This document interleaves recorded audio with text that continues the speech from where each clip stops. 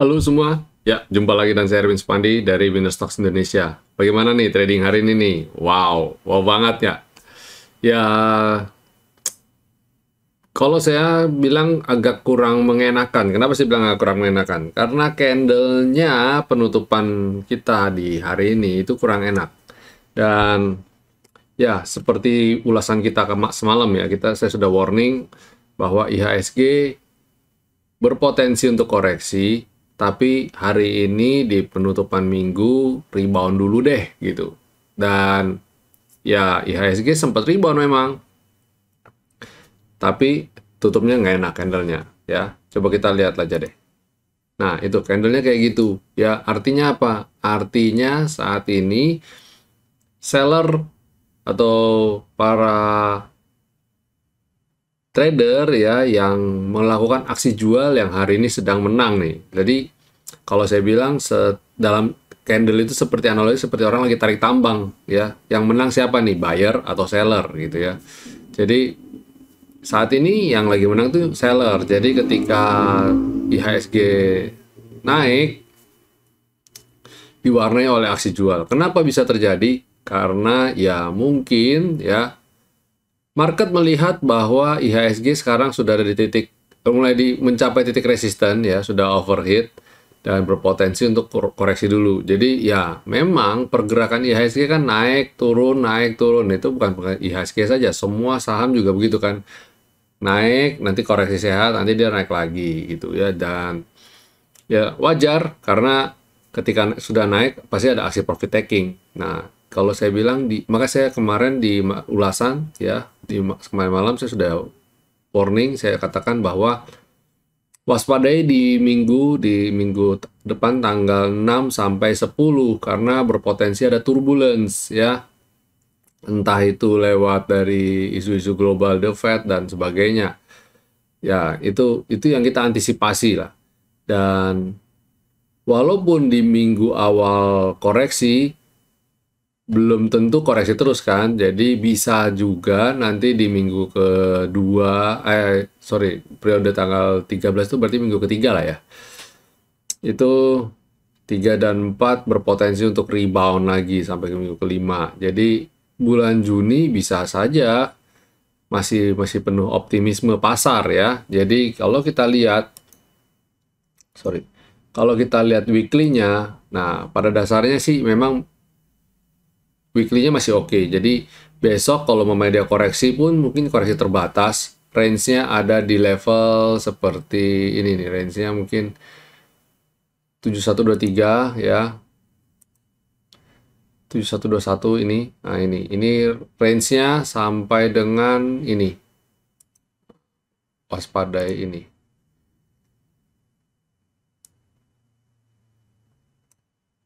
Jadi bisa saja IHSG berpotensi bergerak di level-level ini.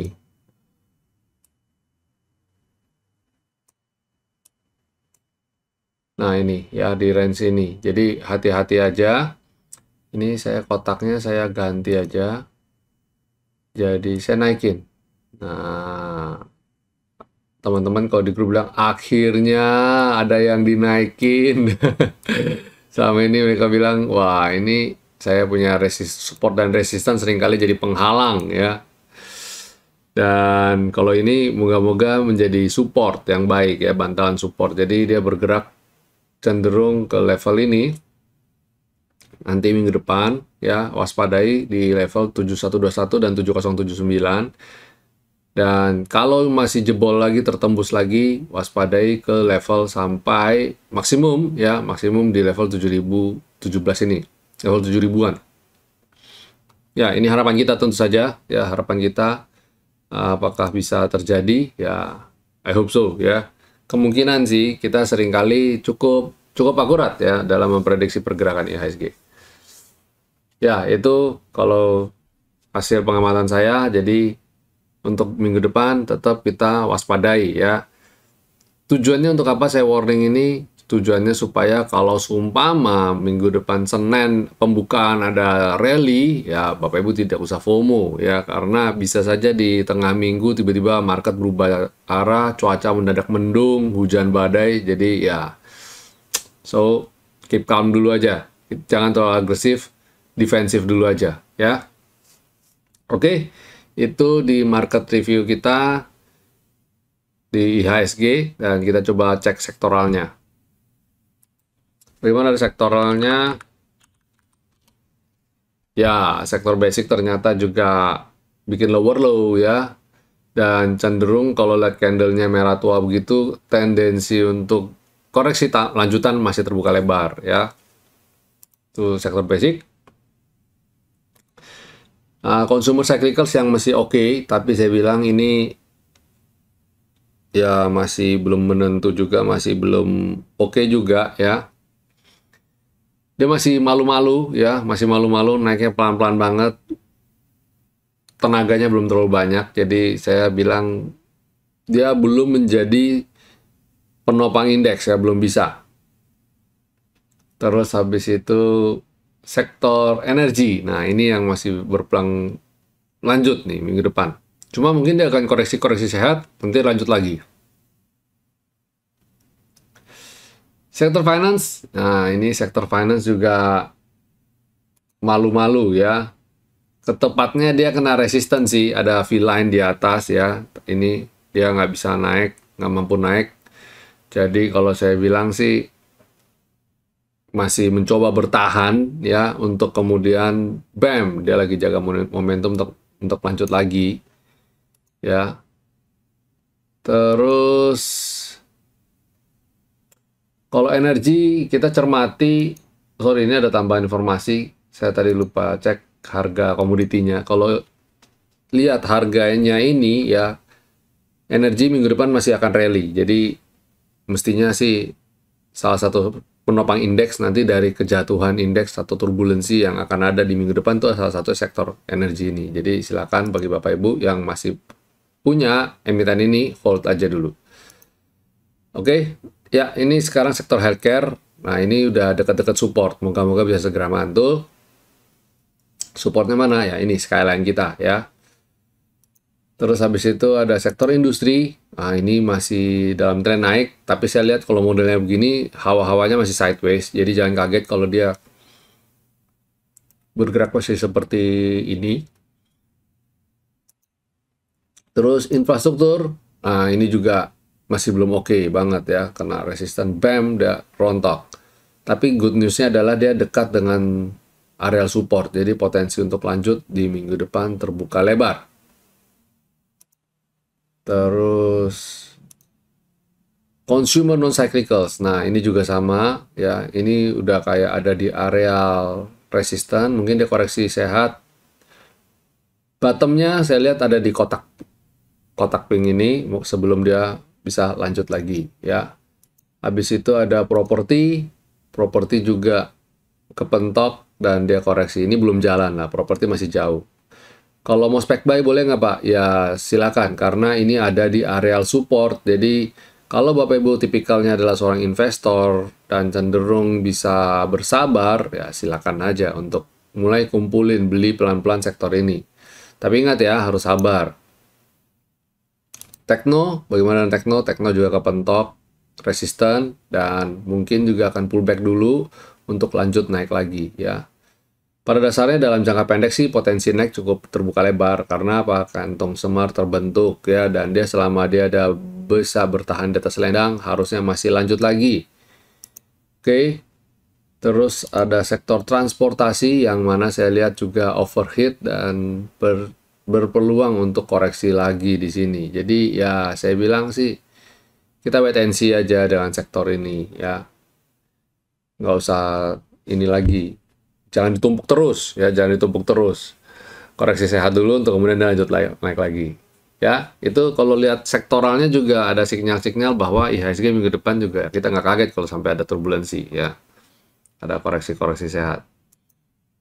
Ya, itu market review kita, dan coba kita cek rekomendasi apa untuk minggu depan di tanggal 6 Juni 2022. Tapi sebelum saya memberikan rekomendasi, kembali saya ajak Bapak Ibu, jangan lupa untuk subscribe dan tekan tombol loncengnya Sehingga kami upload video-video baru, Bapak Ibu dapat notifikasinya. Dan jika Bapak Ibu mendapat manfaat dari video kami, dapat cuan, dapat video kami, jangan pelit-pelit untuk memberikan kami jempol. Oke? Ya, kita langsung masuk. Kira-kira minggu depan ada peluang apa nih? Ya, pertama dari Harum. Ya, ini sektor mineral dan energi. Ya, maksudnya dia juga ada coal-nya juga dan nikelnya juga. Tapi bobotnya mungkin sekarang masih berat di coal. Tapi dia cukup agresif untuk menambah portofolio tambang nikel ya. Jadi, nah ini menariknya karena dia ada di coal, batu baranya juga ada di nikelnya. Jadi pada dasarnya kalau sektor energi kayak begini juga kemungkinan naik. Apalagi kelihatannya stock split dia cukup berhasil, yang mana memperlihatkan kemampuan untuk rebound dengan disertai dengan volume yang juga bagus ya. Jadi saya lihat oke untuk Harum. Setelah Harum ada IMPC. Nah, IMPC ini juga dalam tren naik yang sangat kuat ya, dan dia berhasil breakout. Jadi kalau saya lihat IMPC ini cukup oke ya, cukup bisa bertahan untuk buy on weakness di level ini untuk kemudian lanjut lagi. Habis IMPC ada ASA. ASA ini juga menarik karena dia mencoba untuk bangkit dari bottom support ya, yang mana saya lihat ini menarik sekali. Dia berhasil dari bottom support aja naik, pullback, dan dia udah naik lagi. Nah, ini buy on weakness atau buy on breakout. Buy on apa maksudnya, Pak? Kalau dia turun, kita kumpulin. Ya, kalau garis bottomnya kalau koreksi ke sekitar 2200. Nah, ini kita kumpulin di area 2200. Tapi kalau buy on breakout, beli ketika dia bisa mampu 2350. Jadi ini dua ini adalah range area kita ya, buy di bawah atau buy di atas, atau bisa juga buy di bawah, dan ketika dia breakout 2350, Bapak Ibu silakan average up. Itu ASA. Terus Java juga menarik ya. Terlihat ada pola cup and handle mini ya, cup and handle mini di sini. Sebentar. Nah, ini ada cup and handle mini. Moga-moga ketika dia breakout, targetnya bisa sampai semua ke atas ya. Ini targetnya sementara. Nah, ini kalau kita lihat susun targetnya, wow, wah, pas banget nih sampai ke V-line. Amazing bukan? Ya, itulah kita punya kuantitatif trading system. Terus habis Java ada Bevin. Nah, ini Bevin juga bagus karena juga keluar dari bottom support dan membentuk pola kantung semar pada selendangnya. Ini juga bagus ya. Nanti kalau mungkin dia akan ada swing di area-area ini, swing terbatas, tapi saya kok cukup optimis untuk kumpulin aja dan tetap sabar di emiten ini. Oke. Ya, itu untuk rekomendasi kami tanggal 6 Juni 2022 ya. Baik, Bapak Ibu, itu market review rekomendasi saham kita di akhir pekan ini di minggu pertama bulan Juni. Semoga apa yang kita bagikan, rekomendasi-rekomendasi yang kami berikan bisa memberikan Bapak Ibu cuan di minggu depan. Baik semuanya, sampai di sini dulu. Have a nice weekend, stay safe, stay healthy, and God bless you all.